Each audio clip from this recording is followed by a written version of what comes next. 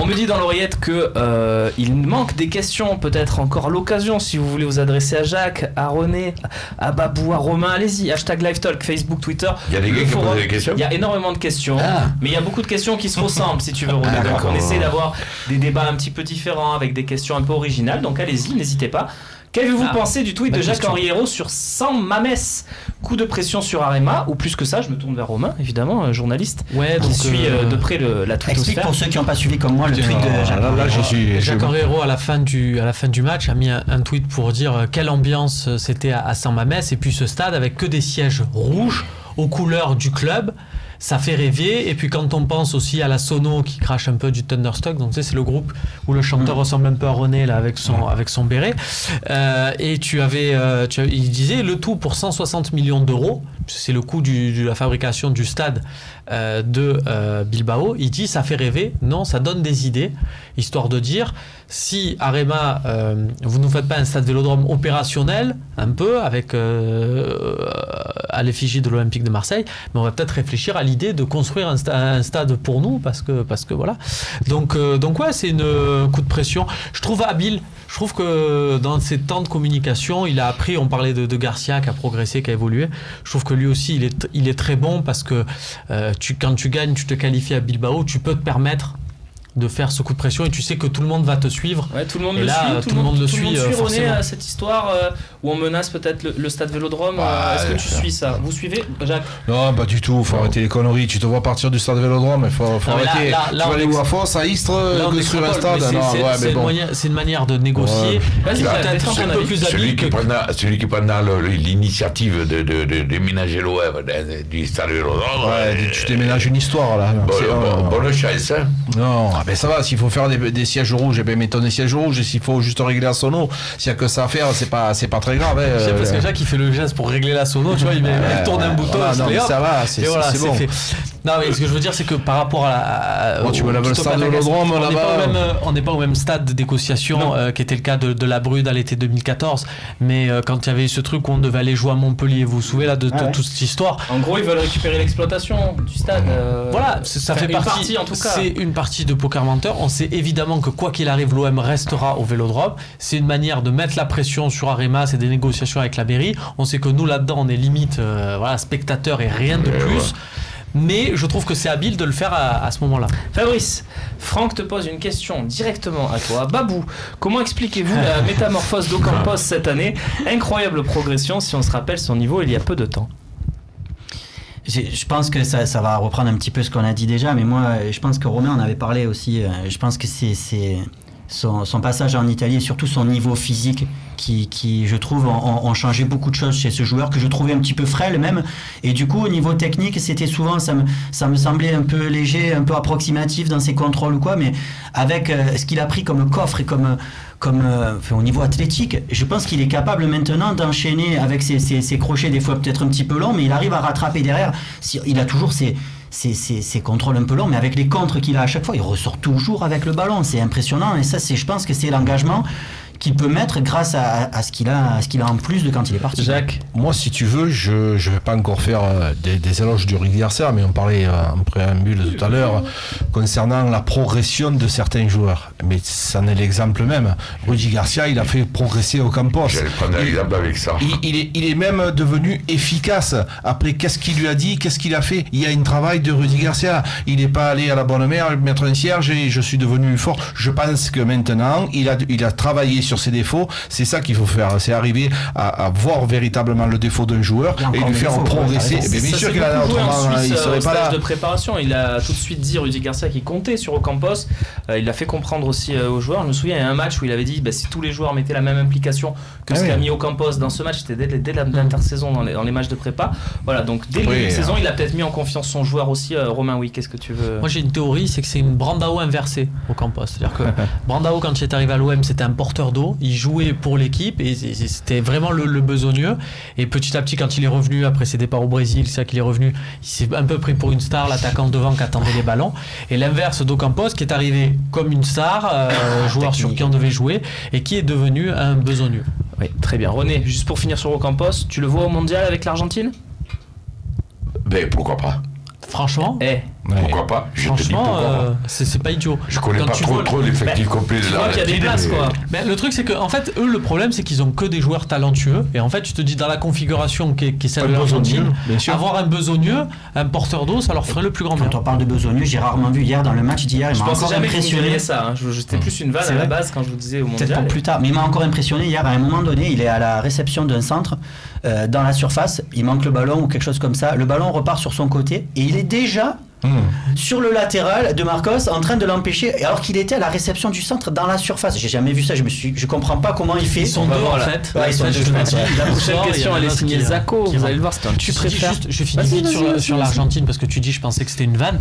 Dans la sélection argentine, je l'ai vu la dernière, il y a Lo Celso. Oui. Et alors, je vais paraphraser quelqu'un sur ce plateau il y a quelques semaines, mais Lo Celso, c'est léger. Léger. Mais oh mon Dieu que c'est léger. Non, on peut prendre au compas. Oui, peut-être. Sébastien Moll. Peut-être. On le salue. Je crois qu'il sera peut-être sur un talk dans pas longtemps. On va voir On va voir s'il mérite sa place. Zako, tu préfères faire nul contre Lyon et une défaite de Monaco contre Lille ou gagner contre Lyon avec une victoire de Monaco? Est-ce que vous avez saisi l'enjeu mathématique? Moi, Oui. Non, mais moi je veux gagner contre Lyon, je m'en fous de ça. Non. Moi je veux gagner contre Lyon, c'est tout. Qu'est-ce qu'il y a, Romain? Ah non, moi je veux essayer de grappiller un peu. On précise la différence en fait. Voilà, si on gagne contre Lyon, ça fait 8 points sur Lyon, mais toujours 4 points de retard sur Monaco, tandis que dans le scénario proposé par Zako, ça fait 3 points seulement de retard. Arrêtez-moi si je me trompe, sur Monaco, avec seulement 2 points d'avance. Non, toujours 5 points d'avance sur Lyon. Même moi, j'ai pas compris. Mais de tous les Marseillais allez, on veut gagner. autour de cette table, on a tous envie que ça marche. Allez, il faut gagner, c'est bon. Non, mais moi, quand je vois ça, je préfère gagner à Lyon. Monaco, Ouais. parce que je te dis, Monaco, il reçoit Paris, il va à Rennes, il va à Paris, il va à Rennes. Ouais. On a le temps de perdre les voix. Et là, on assure la 3e place. OM et non pour la vie. Donc, on nous tag un peu tous. Voilà, salut, merci à toi.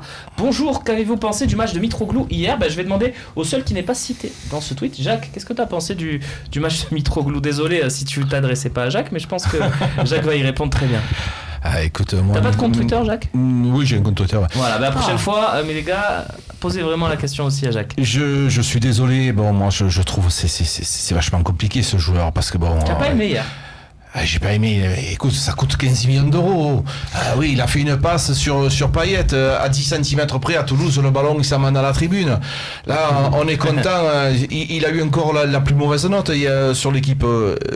Oui, c'est pas mal. Oui, mais je pense qu'à ce prix-là, on entendait plus de ce joueur. Bon, maintenant, c'est sûr, il est là. Tant qu'il est là. On a payé le double, il a fallu que j'attende il y a 3 semaines pour qu'il soit bon. C'est incroyable, non? Ouais, mais sauf que lui, pour le coup, c'est incroyable. Sauf que pour le coup, celui dont tu parles, ça fait 3 fois que je dis rien, mais je vais être obligé de. Vas-y, Fabrice. Mitroglou, quand il est pas bon, il est pas bon. Moi, je suis désolé, Payet, si on en est là, même s'il a pas été au niveau que tu attendais, tu avais le droit de gueuler sur lui. Je pense quand même que Payet, depuis le début de saison, il a rendu service à l'OM parce qu'il a quand même été un joueur très correct, sans être le joueur que tu attendais. Il reste quand même pour moi un joueur qui a fait dans le jeu énormément de bien quand même. Moi, j'aime c'est mon avis, René. Non, mais je vais pas vous disputer avec ça, c'est mon avis.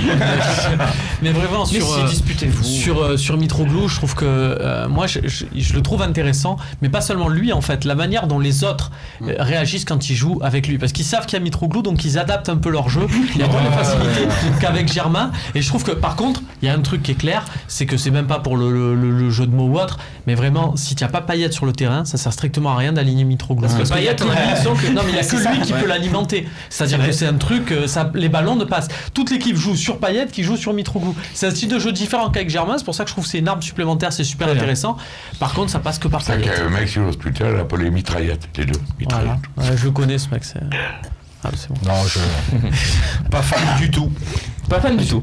Non, pas fan du tout. Même sa tête, elle me plaît pas. Son comportement assez.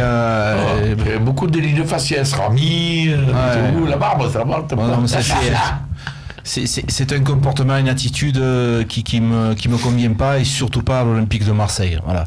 Je pense que quand tu es à l'Olympique de Marseille, nous on est Marseillais, on rêve de l'OM.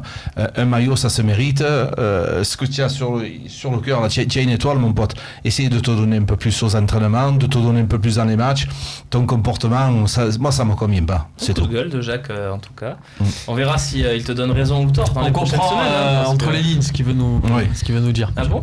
Tu peux décrypter peut-être? Repasse-toi le replay de l'émission, c'est l'occasion d'en faire Non, mais la promo. il n'est pas trop compris entre les lignes, c'est quoi? Ah, il faudra voir. Oh, Vous avez vu ces petits trucs cachés là? Il y a les supporters, ils attendent Allez, ils questions. comprennent, ils savent, ils ont le replay. Non, mais Jacques, dis-nous en plus là, parce que j'ai l'impression que René a pas compris. Non, il y a des choses qu'on peut dire, des choses qu'on peut pas dire. Il y a des attitudes et des comportements que l'on sait et qui me gênent et qui me gêneront Au sein toujours. du groupe, tu veux dire? Non, au sein de lui-même. Au sein de lui-même. C'est tout. Qui concerne les troubles. Voilà. On me souffle quelque chose dans l'oreillette, je ne l'ai pas entendu.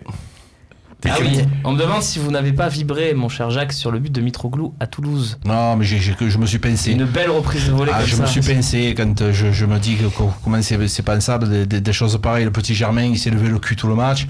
Il n'a pas eu la chance de marquer. Moi, ce petit là, il est dans tous les combats. Il a une attitude, un comportement. Et bon, on le sort. L'autre, il rentre, il arrive. Et bon, bravo. Monsieur Mais c'est coaching gagnant, ça. Ouais, mais bravo Garcia. C'est pas exactement dans le thème, mais je me pose une question en tout cas parce que je reconnais mon erreur. Je me pose beaucoup de questions sur le profil de l'attaquant que doit avoir l'OM. Et j'étais persuadé en début de saison qu'il fallait vraiment un grand costaud devant. Je me pose de plus en plus la question, vu le style de jeu qu'on commence à dégager comme identité, si un garçon comme Ben Yedder, un gars technique en tout cas devant, René va te dire autre chose. Non, mais ne serait pas. René. Non, mais sur le profil, je parle de l'attaquant, vraiment. Hein. C'est pour donner un profil. J'étais persuadé qu'il fallait un Giroud. Voilà. Et je suis plus tout à fait sûr maintenant. Tu préfères un Agüero. Voilà. Allez, on finit avec cette note d'enthousiasme que vous nous avez transmis et envoyée.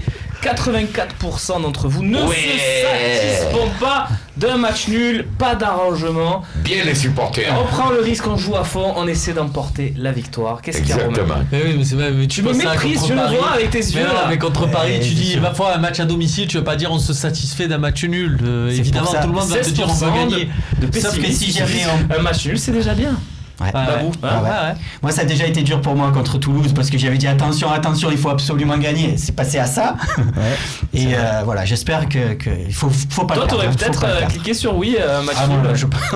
Eh ben oui, la Ligue. Moi, je veux la Ligue des Champions à la fin de l'année. C'est tout ce qui m'intéresse. Messieurs, merci Jacques, merci René, Merci à vous. merci Babou, merci Romain, merci à vous de nous avoir suivis. Replay disponible dans quelques minutes si vous avez raté le début de cette émission. Disponible évidemment sur le Phocéen. On se retrouve lundi pour débriefer ce gros match qui attend l'Olympique de Marseille à 21h. Salut.